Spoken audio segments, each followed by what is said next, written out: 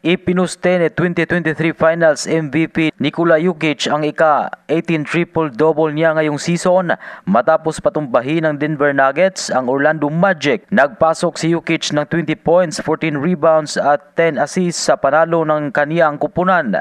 Hawak ng batikang sentro ang pinakamaraming triple-double ngayong season habang ang sumusunod sa kanya ay si LeBron James, hawak ang 8 triple-double sa edad na 40. Samantala sa panalo ng Nuggets ay gumawa rin ang bagitong forward na kupunan na si Christian Braun ng 20 points, 11 rebounds, double-double. Nagawa ng Nuggets na limitahan ang lahat ng mga player ng Magic sa below 20 score. Umabot lamang sa 16 points ang pinakamataas na individual score sa naturang kupunan sa pamamagitan ng sentrong si Wendell Carter Jr.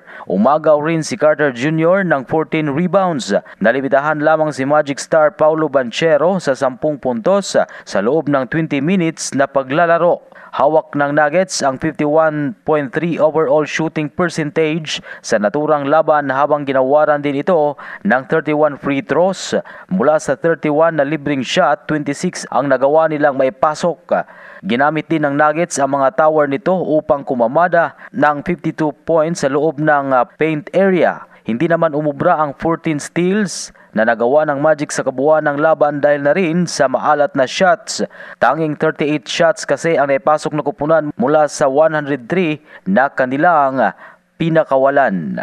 Yan ang Balitang Sports. Ito si Ray Tampos para sa Radyo Alternatibo Balita Nationwide.